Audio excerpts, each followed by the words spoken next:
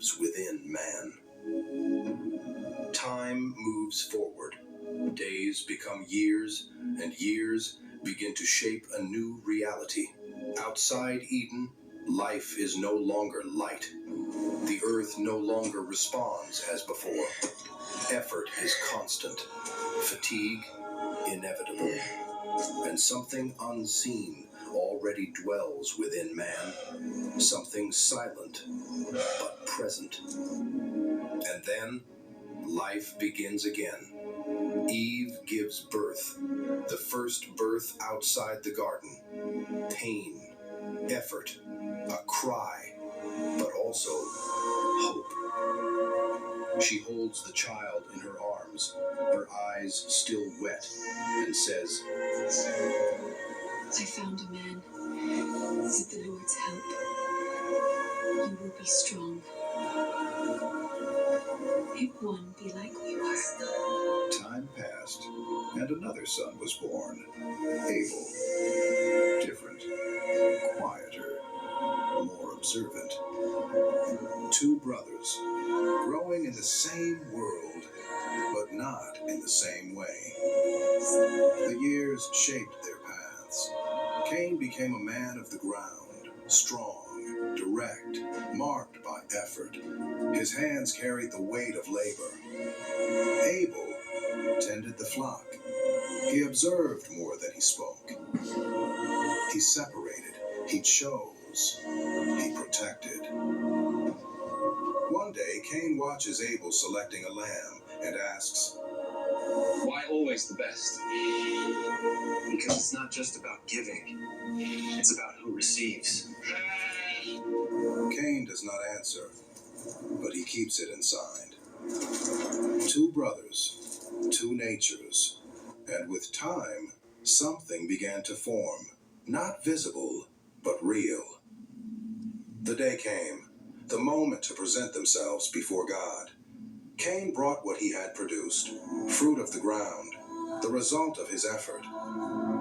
He places it before God in silence, but this time he murmurs, "I worked very long and very hard for this." Abel comes after, carrying the lamb, the best, without defect. Before handing it over, he closes his eyes and proclaims to the Lord, "The best I have is yours, Lord." Marcia Blackburn is an incredible person. Trusting Tennessee first. She's a fighter, a true fighter. For the people of Tennessee, she loves your state. A rock-solid conservative who will fight the woke agenda. Marcia Blackburn, a very, very early supporter of ours. A really wonderful woman. Tennessee's one and only, Marcia Blackburn for governor. You've been with me all the way, and I appreciate it. Nobody talks about how to start exercises when your belly sticks out like this. Legs are... Silence. Time slows. And then God responds. Something shifts. Something is accepted. Abel perceives it, but does not react. Cain perceives it and reacts. His gaze changes. His face hardens. His breathing grows heavy. You knew it would be you and not me. No, brother. I just trusted. This makes everything worse. And God speaks to him. Cain, why are you angry? Cain answers this time. I did everything right. So why was he chosen and not me? God answers, if you do good, you will be accepted. But if you don't, sin is crouching at the door. It desires to dominate you, but you must dominate it.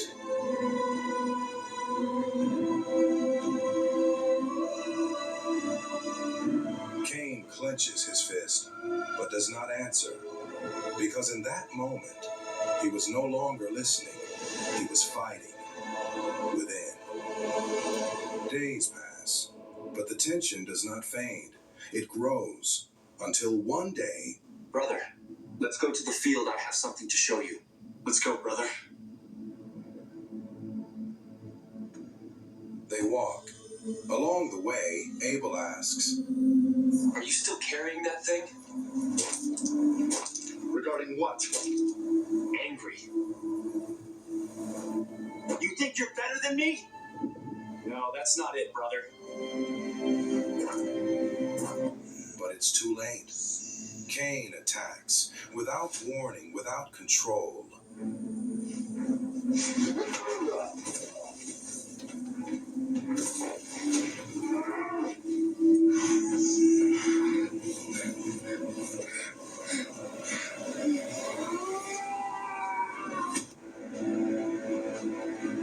Silence. The first silence after death. Cain remains there, breathing heavily, hands trembling.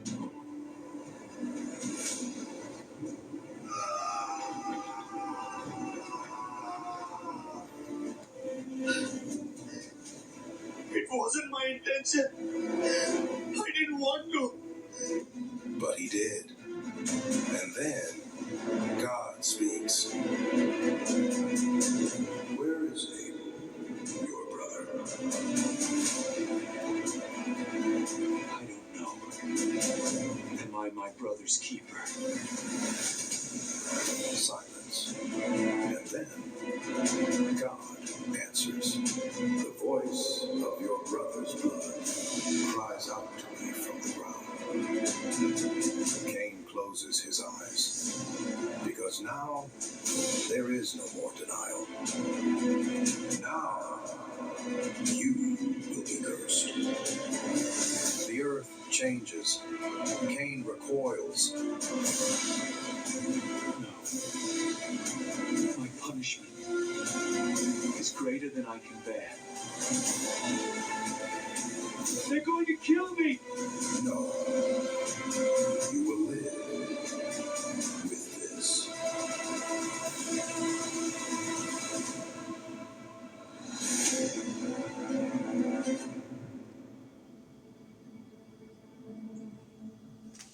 Absolute weight. Cain leaves. He walks away, not only from the place, but from the presence. Time passes. Generations rise. Cities begin to be built. Humanity grows, organizes, develops. But something does not improve. It worsens. The heart of man did not return to what it was. It drifted even farther. What began as disobedience became violence. What was once the exception became the pattern. Men live without limits, without fear, without awareness. The earth begins to carry the weight. Heaven watches, and the silence of God is not absence, it is waiting. But that waiting would not last forever, because evil had not yet reached its limit, and greater forces were about to manifest. Time passed. Generations multiplied. The earth was filled. Cities rose. Men learned to build, to plant, to survive. But something within them did not change. The heart remained inclined toward evil. Violence grew. Silent at first, but constant, like a shadow spreading.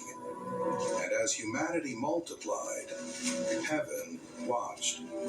But not only watched, there were those who still looked upon the earth, not as God does, but with desire. Beings who once walked in the presence, but now were separated. The fallen were not inactive. They observed, and saw something they should not desire. The daughters of men, beauty, fragility, humanity, and something ignited again. The same error, the same desire to cross boundaries, but now in a new form. And then they descended. Not as before, not in glory, but in rupture, tearing the boundary between heaven and earth. The night felt different, the air heavier, and in silence they touched the world of men. One of them rises among the others, a leader, decisive, and speaks. I want you to know, if we do this, there's no turning back. The others watch, but do not step back. Another answers, There's no turning back from the moment we fall. So let's take what we want. a pact, a collective decision, irreversible. And then they give themselves to the choice. The union happened. What should never have happened, happened. Order was broken. Separation was violated. And from it, something was born. At first, it seemed like life, but it was not. They grew quickly, faster than any man, stronger, heavier, more intense. And then, the world began to notice. They were not like the others, and it did not take long before they became impossible to ignore. Giants, colossal, dominant. The valiant men of antiquity, men of renown. The earth seemed small beneath their steps. Their presence inspired fear. Their gaze, oppression. They did not merely exist. They dominated. They took. They consumed. And when food was not enough, they turned against their fellow men. Violence, without limit, without awareness, without mercy. But it was not only fear, it was fascination. Men began to look at them not only as a threat, but as power. They are not like us. They are not men. They are children of the gods. The idea spreads, fast, dangerous, seductive. Men bow, offer, sacrifice, seek favor, seek protection, seek power. And the ones who descended accept. You give yourselves away so easily. Do you know why? You were made to worship. You just chose the wrong target. And so, the fallen become what they were never meant to be. Gods. False. Born of deception, sustained by corruption. And what was once relationship with the Creator becomes idolatry. And it was not only strength. Those who descended did not bring only presence. They brought knowledge, forbidden knowledge. They taught men what they were never meant to know. Weapons, war, metal, dominion, manipulation. A man watches a blade being forged and asks, With this, can we control? With this, you can dominate. and humanity changed. Fast. Too fast. Men learned to destroy, to control, to corrupt, to create without God, to live without limits. And the world plunged, not slowly, but all at once.